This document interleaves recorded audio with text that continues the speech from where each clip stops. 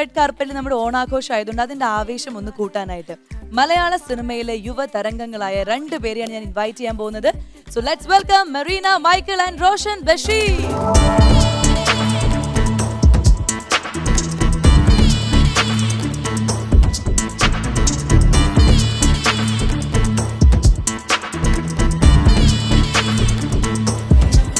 Welcome to red carpet. Red കാർപ്പറ്റിലേക്ക് സ്വാഗതം. റോഷൻ ഭയങ്കര സ്റ്റൈലായിട്ടുണ്ടല്ലോ. നമ്മൾ ആ സിനിമയിൽ കണ്ട പോലത്തെ ഒരു മുഖവും ഞാൻ അങ്ങനെയാണ് പ്രതീക്ഷിച്ചത്. 8 വർഷം എന്നാലും ഞാൻ നമ്മുടെ മനസ്സിലെ മുഖം ഇങ്ങനെ കിടക്കുന്നുണ്ട്. എന്തായാലും കൊള്ളാം, അടിപൊളി. മലയാളിയാണ് എന്നാ ഒരു നോർത്ത് ഇന്ത്യൻ ലുക്ക് ഉണ്ട്. അതെ അതെ.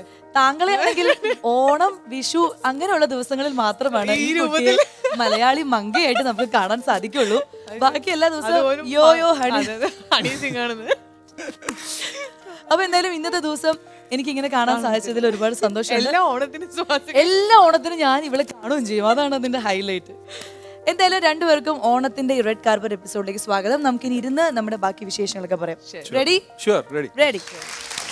അപ്പൊ മെറീന, റോഷൻ, നിങ്ങൾ രണ്ടുപേരും കോഴിക്കോടുകാരാണല്ലേ? കോഴിക്കോടിന്റെ ഒരു സെലിബ്രേഷൻ എന്ന് പറഞ്ഞാൽ അത് വേറെ ലെവൽ സെലിബ്രേഷൻ ആണെന്ന് ഞാൻ കേട്ടിട്ടുണ്ട്. അതായത് അവിടെ എല്ലാ ആഘോഷങ്ങളും ഭയങ്കര രസമായിട്ട് ആഘോഷിക്കുന്ന നാടാണ് കോഴിക്കോടത്തെ. നല്ല നല്ല ഭക്ഷണങ്ങളും. ഓണത്തിന് എന്തൊക്കെയാണ് കോഴിക്കോട് നടക്കുക? ആ മാനാഞ്ചിറ മൈതാനത്തിൽ എന്തൊക്കെയാണ് അന്ന് കാണാൻ പറ്റുക? കോഴിക്കോട് സാധാരണ കോഴിക്കോട് ബിരിയാണിയാണ്. ഓണായോണ്ട് ബിരിയാണി വിളമ്പും. കോഴിക്കോട് ഞാൻ എൻ്റെ കുട്ടിക്കാരൻ നോക്കുകയാണെങ്കിൽ പൂക്കളായിരുന്നു അവിടുത്തെ മെയിൻ. അതിപ്പോ എല്ലായിടത്തും ഉള്ള പോലെ തന്നെ ഇങ്ങനെ പൂക്കളും മത്സരം. നമ്മള് മത്സരത്തിനെക്കാളും കൂടുതൽ നമ്മൾ രാവിലെ ഇത് പറിക്കാൻ വേണ്ടി പോകും. പൂ പറിക്കാൻ വേണ്ടി, കളക്ട് ചെയ്യാൻ വേണ്ടി പോകും. അതിപ്പോ ഒരു കസിൻസ് ഒക്കെ ആയിട്ട് ഒരു യാത്രയാണ്. ചുമ്മാ റോഡിലൂടെ നടന്നങ്ങ് പോവാണ്. പിന്നെ വീടിന്റെ മുറ്റത്തും ഓരോ ഓണം എന്ന് പറയുമ്പോൾ ആദ്യമുള്ള ഒരു ഓർമ്മ ഈ പൂക്കളാണ്. മെറീനയുടെയോ? കോമ്പറ്റീഷൻസ് ഒരുപാട് ഉണ്ടാവാറുണ്ട്. ഇപ്പം സ്കൂളിൽ നിന്ന് ഉണ്ടാവും കുറെ. സ്കൂളിലൊക്കെ എസ്പെഷ്യലി 10 ദിവസം നമ്മുടെ ഒരു ദിവസം കളർ ഡ്രസ് ഇടാൻ പറ്റുന്ന ഒരു ദിവസം എന്ന് പറയുന്നത് ഓണക്കോടി. അതൊരു വികാരമാണ്. ഓണക്കോടി കോമ്പറ്റീഷൻസ് ഒരുപാട് ഉണ്ടാവും. പിന്നെ ഈ പറഞ്ഞ പോലെ പൂ പറിക്കാൻ നമ്മള് ആ ടൈമിലൊക്കെ പോവും. പിന്നെ നമ്മളെ ആണുങ്ങളുടെ ഒരു പ്രത്യേകത എന്ന് വെച്ചാൽ നമ്മൾ വെയിറ്റ് ചെയ്തിരിക്കുന്ന ഒരു ഇതാണ് മുണ്ടെടുക്കാൻ. കാരണം നമ്മൾ ആ ഒരു ഏജിലൊന്നും മുണ്ടെടുക്കാൻ വീട്ടിൽ നിന്ന് സമ്മതിക്കത്തില്ല. പിന്നെ നമ്മൾ അത് എടുത്തു കഴിഞ്ഞാൽ ആൾക്കാർ അത് എങ്ങനെ എടുക്കുന്ന അറിയില്ല. കംഫർട്ടബിൾ ആവുമെന്നുള്ളത് നമുക്ക് അറിയില്ല. പിന്നെ സ്കൂളൊക്കെ പോകുമ്പോ നമ്മളുടെ ഒരു ഗ്യാങ് ഉണ്ടായി. എല്ലാരും പാന്റ് ഇടുമ്പോ ജുബയൊക്കെ ഇടുമ്പോ നമ്മൾ മുണ്ടെടുത്ത് പോകും. അപ്പൊ മുണ്ടെടുക്കാൻ വേണ്ടിയിട്ടുള്ള ഒരു ദിവസമാണ്. ഞാൻ നേരത്തെ പറഞ്ഞല്ലോ മെറീന ഓണം വിഷുവായ ഉടനെ തന്നെ ഒരു പറയൂ. ദൃശ്യത്തിന്റെ എല്ലാ ലാംഗ്വേജിലും 3 ലാംഗ്വേജ് അല്ലേ, എല്ലാത്തിലും റോഷൻ തന്നെയാണ് ക്യാരക്ടർ ചെയ്തിരിക്കുന്നത്. ആൻഡ് എനിക്ക് തോന്നുന്നു ഈ വരുൺ എന്നുള്ള പേര് നമ്മുടെ ആ സിനിമയില് ആദ്യം മുതൽ അവസാനം വരെ പറഞ്ഞോണ്ടിരിക്കുന്നത്. ആ സിനിമ തന്നെ കൊണ്ടുപോയത് ഈ ക്യാരക്ടറാണ്. അത് ശരിക്കും ഒരു ഭാഗ്യല്ലേ? കൃത്യമായിട്ട് ഓഗസ്റ്റ് 2 ധ്യാനം കൂടാൻ പോകുന്ന സമയത്ത്, അല്ലെങ്കിൽ ഓഗസ്റ്റ് 2 എന്ന് പറയുമ്പോൾ നമ്മുടെ മനസ്സിലേക്ക് ഓർമ്മ വരുന്നതാണ് ധ്യാനം, വരുൺ. ആ ട്രോളൊക്കെ കിട്ടാറുണ്ടോ? ട്രോളോ? ഞാൻ 2000 സിനിമ ഇറങ്ങി 2013 2013 മുതൽ ഈ കഴിഞ്ഞ ആഴ്ച വരെ എനിക്ക് ട്രോൾ ഉണ്ടായിരുന്നു. എന്തൊക്കെ വെറൈറ്റി ട്രോൾസ്? ഞാൻ ഓഗസ്റ്റ് 2 ഓഗസ്റ്റ് അത് ദൃശ്യം 1 ട്രോളാണ്. ദൃശ്യം 2 ഒരു സാധനം ഇറങ്ങിയിട്ടുണ്ടായിരുന്നു. ഈ സിനിമ ഇറങ്ങിയ സമയത്ത് അതിലെല്ലാവരെയും കോസ്റ്റിന്റെ ഒക്കെ ഒരു ഇത് വന്നു, ഒരു പ്രൊഫൈൽ പോലെ വന്നു. അതിൽ മോഹൻലാൽ, ജോർജ് കുട്ടി, ആശ ചേച്ചി, അങ്ങനെ സിദ്ദീഖ, അപ്പം വരുൺ പ്രഭാകർ, സ്കെലട്ടൺ. അതാണ് ഏറ്റവും വലുത്, ഏറ്റവും ലെവല്, വേറെ ലെവൽ എന്നൊക്കെ പറയും. ഇതൊക്കെ ചെയ്യുന്ന ആൾക്കാരുടെ മെന്റാലിറ്റി, കഴിവ് ഭയങ്കര സമ്മതിച്ചു കൊടുക്കണം. പിന്നെ അത് നെഗറ്റീവ് പബ്ലിസിറ്റി ആണെങ്കിൽ കൂടെ നമ്മളുടെ ഒരു ആസ് ആൻ ആക്ടർ നമുക്ക് എസ്റ്റാബ്ലിഷ് ആയിരുന്ന ഏറ്റവും വലിയൊരു സിനിമയാണ് ദൃശ്യം. അതെ, ആ കണ്ണാടി ഒന്നും, ആ പൂച്ചക്കണ്ണൊന്ന് നമ്മുടെ അതിപ്പോ ഇതിനോട് കൂടെ കാണാൻ പറ്റുന്നില്ലേ? ഇല്ല, കാണാൻ പറ്റില്ല. മ്യൂസിക് ഒരു ഭീകരതയുള്ള മ്യൂസിക്.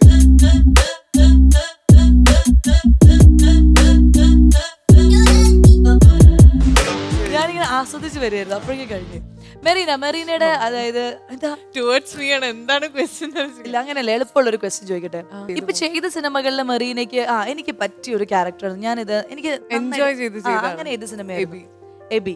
സോ എബിയിലേക്ക് എങ്ങനെയാണ് എത്തിപ്പെട്ടത്, അത് പറയും. എബിയില് ബേസിക്കലി ഞാൻ ആ സമയത്ത് മോഡലിംഗ് ചെയ്യായിരുന്നു. അപ്പം ഒരു ആർട്ടിസ്റ്റ് കോർഡിനേറ്റർ ഉണ്ട്, അനീഷേട്ടനാണ് ശ്രീകാന്ത് സർ ഡയറക്ടർ എടുത്ത് തന്നെ ഓഡിഷന് കൊണ്ടുപോകുന്നത്, കാണിക്കുന്നത്. നമ്മൾ മെറീനയിൽ നിന്ന് പ്രതീക്ഷിക്കാത്ത ഒരു ക്യാരക്ടർ ആയിരുന്നു, അപ്പൊ അതുകൊണ്ട് തന്നെ അതൊരു സർപ്രൈസ് എലമെന്റ് ആയിരുന്നു. അതെ, അപ്പോൾ അത് ഞാൻ ഭയങ്കരമായിട്ട് എൻജോയ് ചെയ്തൊരു സംഭവമാണ്.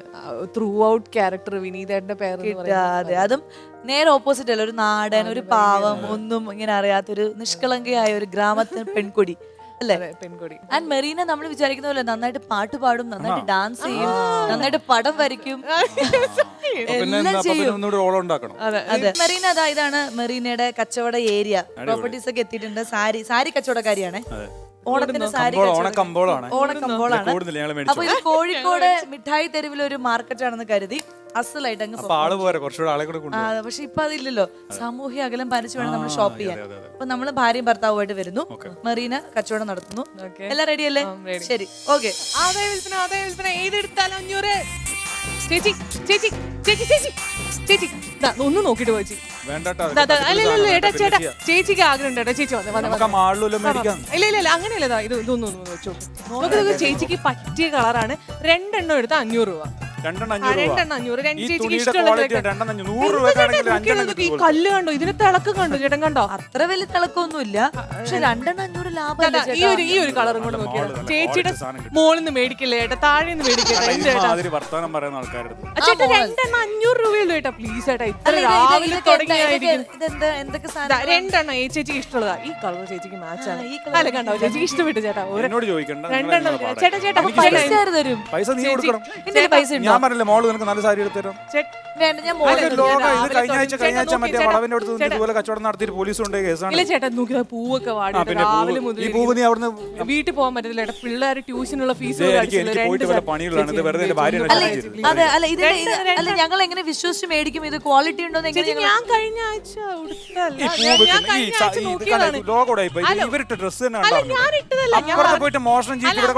അങ്ങനെയല്ല, ഞാൻ ഇട്ട ഡ്രസ്സല്ല, ഞാൻ എന്റെ ഫ്രണ്ടിന് മേടിച്ചു കൊടുത്ത ഡ്രസ്സ്. ചേട്ടാ പ്ലീസ് ചേട്ടാ, ഒരു 2 സാരി മേടിക്കേട്ടാ. എന്തേട്ടാ ചേട്ടാ, കണ്ട ഭയങ്കര ഭംഗിയല്ലേ ചേട്ടാ? എന്തേട്ടാ ഈ സാരി മാത്രമല്ല, വേറെ ഒന്നും ചേട്ടാ? എന്തേട്ടാ, പക്ഷെ എല്ലാം ഒരുമാതിരി സാരി ആയിട്ടുണ്ട്. അല്ല, ചേച്ചിക്ക് പറ്റിയ കളറാണ്. ചേച്ചി ഇവിടെ ഉള്ള ആരെടുത്ത് വേണമെങ്കിൽ ചോദിച്ചു, ചേച്ചിക്ക് പറ്റിയ കളറാണ് അല്ലേ? ഒരു 2 സാരി 2 എണ്ണം 500 രൂപയുള്ളൂ പ്ലീസ്. 500 രൂപയുള്ളൂ. 2 എണ്ണം 500 രൂപ.